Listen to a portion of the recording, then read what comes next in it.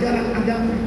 Maka acara hal kayak begini, sebentar, ini ngaji jam 2, Masya Allah. Sifat manusia itu begitu kan.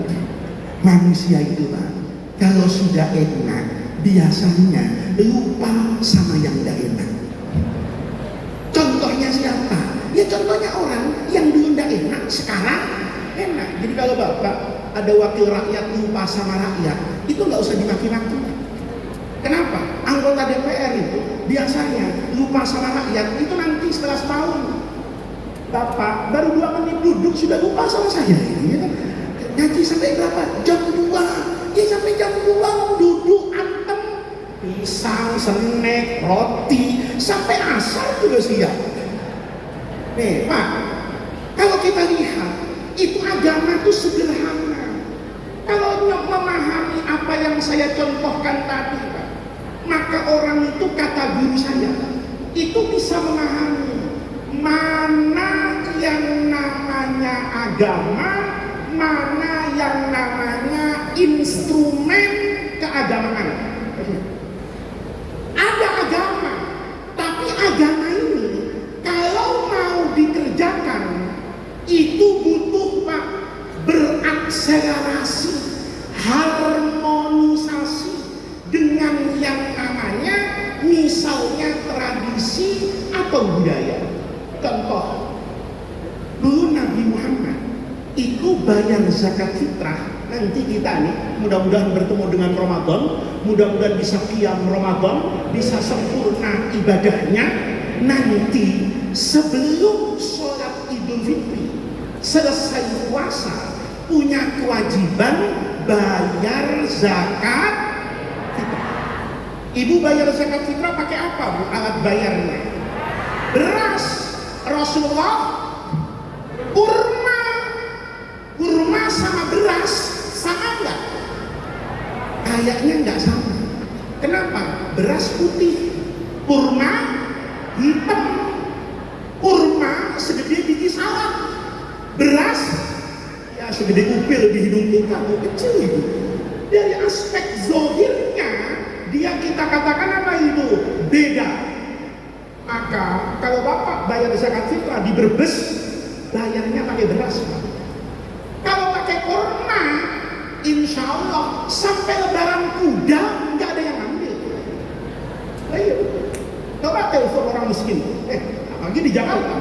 Di Jakarta sekarang, insya Allah, mazhabnya Imam Abu Hanifah semua. Kenapa? Kalau disuruh ngambil beras, orang miskin sekarang tuh sombong kan. Bahkan punya WhatsApp grup orang miskin sekarang. Ya, jadi mustahik zakat fitrah itu ada WhatsApp grupnya, diumumkan sama masjid di saya. Bu, tolong ambil zakat fitrah ke masjid. Jawab orang miskin sekarang, zakat fitrahnya apaan? Ya kata panitia, beras lah 2,5 kilo, mau apa lagi? Kata orang miskinnya, ya Allah, cuman beras 2,5 kilo. Buat dari rumah gua nih ke masjid naik angkot 5.000, pulangnya 5.000, cuma nenteng beras. Gua nggak butuh beras segitu, kasih orang lain, gua nggak semiskin itu. Bener nggak? Ya di Brebes mungkin nggak gitu, tapi di Jakarta begitu. Anehnya nih, kalau dikonversi ke uang datang semua. Bu, ambil zakat fitrah berapa? 2,5 kilogram. Ditanya, kalau yang duit berapa? Ada. Ini karena dikonversi ke beras yang bagus, maka zakat fitrah ditetapkan nilainya 70.000. Aneh, datang semua baris itu. Kenapa? Karena orang sekarang itu butuhnya pulsa. Ya, makanya orang sekarang itu sama Pancasila itu jarang ingat. Karena Pancasila itu keadilan sosial bagi seluruh rakyat Indonesia. Sementara anak-anak kecil ini nggak butuh keadilan sosial, tapi butuh keadilan sinyal bagi seluruh rakyat Indonesia. Karena kadang-kadang saya kemarin Pak Polisi itu nggak tahu jalan itu. Waktu saya kesini ke Kiai Soleh Basalama, acara haulnya Sayyid Muhammad, itu saya habis ngaji di Majenang. Begitu ngaji di Majenang, sebelumnya saya itu ngaji di Tegal Pak. Selesai ngaji di Tegal, malamnya di Majenang, di Pemalang, malamnya di Majenang. Saya tawakal dan tawassul dengan Google Map.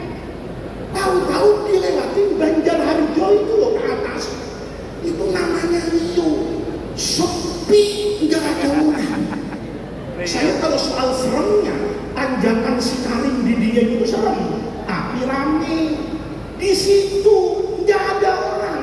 Saya juga mikir, apa jin juga nggak ada kayaknya, saking sepinya nggak ada. Lah, siapa yang mau digoda sama iblis di situ? Wah, nggak ada orang.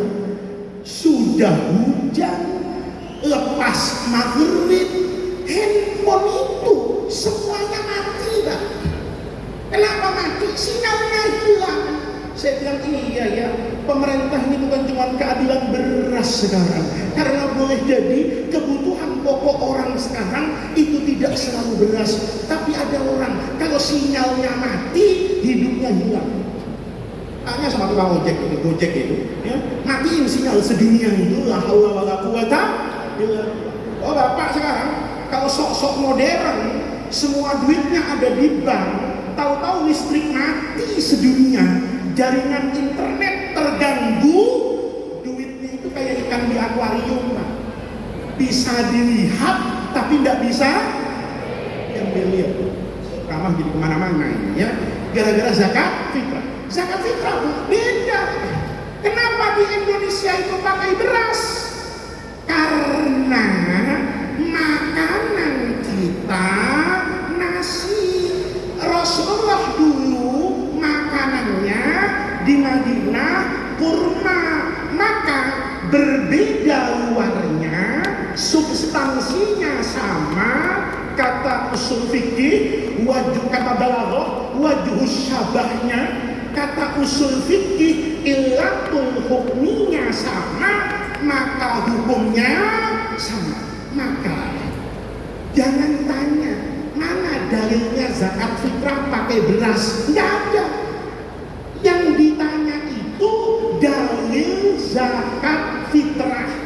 Kalau bapak tanya apa dalil zakat fitrah, hadisnya sekarung, tapi bayarnya pakai uang, bayarnya pakai beras, itu bukan agama, tapi instrumen keagamaan.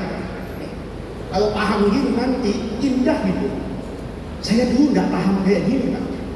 Saya dulu ikut ayah saya di Indonesia itu ngaji kemana-mana. Itu kalau lihat kiai, kalau nggak pakai jubah, dia sarungan. Ini kiai. Tapi kiai sekarang enggak, ya. Banyak juga yang nggak sarungan dan nggak jubah. Tapi dulu kiai itu mesti kalau nggak jubah, sorban, pecinya kalau nggak putih, hitam, biasa sarungan, pakai baju koko kayak gini lah. Satu ketika saya pertama kali ke Mesir, Pak. Begitu ke Mesir, saya kaget 2 kali. Yang pertama waktu sholat taraweh, jadi teman saya itu yang sudah lama di Mesir itu bilang tahun 99, Gus, saya baru sampai ke Kairo, Gus, nanti tarawehnya jangan di masjid. Loh, di mana kata saya? Di musola situ. Kenapa? Taraweh di musola situ enak lah, khusyuk, tidak banyak yang sholat di situ. Oh, ya sudah. Begitu malam Ramadannya sudah isbat, saya ke musola itu. Saya tanya lagi sama teman saya ini, kenapa sih saya dipaksa taraweh di sini? Kata teman saya, taraweh di sini enak, Gus, khusyuk. Kenapa? Kata saya, ini imam masjidnya berijtihad, imam musolanya berijtihad, ikut hadis riwayat Abu Salamah an Aisyah radhiyallahu anha yang diriwayatkan secara lafaz dalam sahihnya dalam Sunan At-Tirmizi, tapi usulnya ada di Bukhari dan ada di Muslim. Itu meriwayatkan Ummul Mukminin Aisyah bahwa Nabi itu kalau sholat malam, Ramadan nggak Ramadan, itu cuma 11 rakaat. Dengar kayak gitu saya senang, Pak. Kenapa? Di Jakarta nih, sholat tarawih itu 23 rakaat, setengah jam selesai. Saya mikir, kalau 23 setengah jam, berarti kalau 11 ya 10 menit, kan diskon 50%, Pak. Sholat saya di situ agak curiga juga saya. Biasanya kalau semakin cepat jamaahnya semakin banyak. Ini kenapa jamaahnya sedikit, kata saya. Sholat, Pak. Begitu sholat isya nggak ada yang aneh. Waktu tarawih itu rakaat pertama imamnya baca surah Al-Baqarah. Ingat ya, ini Al-Baqarah Quran, bukan Al-Baqarah tahlilan. Beda.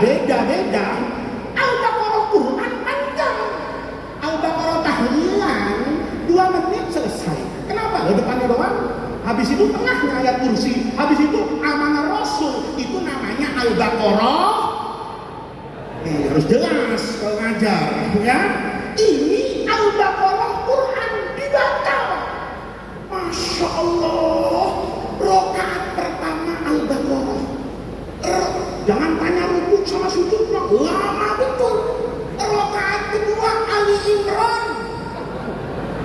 Itu kalau dipraktekkan di Masjid Agung Brebes, insya Allah habis sholat minimal sendal imamnya hilang. Kata orang Brebes, mampus lo ngumpetin apa-apaan kan begitu. Saya itu sholat 2 rakaat Pak, itu megang betis saya. Saya bilang, oh, kalau hataman betisnya lebih keras dari singkong, kata saya. Lama betul, lama betul Pak. Jangan tanya rukuknya. Saya sampai rakaat terakhir itu mikir, ini rukuk nih selama apa ya? Mau ngintip jam malu saya, mau ngitung subhana rabbiyal azim sampai lupa. Akhirnya saya mengerjakan yang kata ulama itu makruh dalam sholat walaupun baik. Apa itu? Qiraatul Quran. Bapak ngaji lah ya, nanti waktu rukuk baca Quran. Quran itu bagus dibaca, tapi kalau rukuk kata ulama makruh. Kenapa? Rukuk itu sama sujud tempatnya tasbih dan doa. Tapi kalau saya penasaran, enggak apa-apa lah. Oh, pahala udah banyak Al-Baqarah sama Al-Imran gitu saya. Saya kemudian baca Quran. Saya nyoba surah yang paling mengerikan buat saya waktu kecil itu An-Naba, Amma Yatasaalun. Saya baca begitu Allahu Akbar, saya baca subhana rabbiyal azim 3 kali. Habis itu saya baca amma yatasaalun sampai selesai, belum i'tidal. Tahu begini kata saya terawih bawa parang kocok kata saya. Masya Allah, yang namanya betis sama pinggang itu Pak, selesai itu saya belum gemuk kayak begini, saya kretekin itu Pak. Mungkin kalau kreteknya di Brebes kedengeran nggak sampai Cirebon itu. Kenapa? Masya Allah, badan kayak aku gitu. Biasa, serat selesai. Teman saya itu bilang, Gus, besok datang sini lagi ya. Oh iya, insya Allah kata saya. Ya kalau nggak datang kan namanya saya kapok Pak. Masa dia kapok dari sholat? Datang saya. Hari ketiga, saya datang lagi. Nah ketiga ini muncul masalah. Kenapa? Imamnya nggak datang. Imam yang biasa mimpin ini nggak datang. Kan nggak ada handphone tahun itu, nggak ada handphone, nggak ada apa-apa. Nyari telepon umum, pengurusnya itu nelpon, diangkat sama istrinya.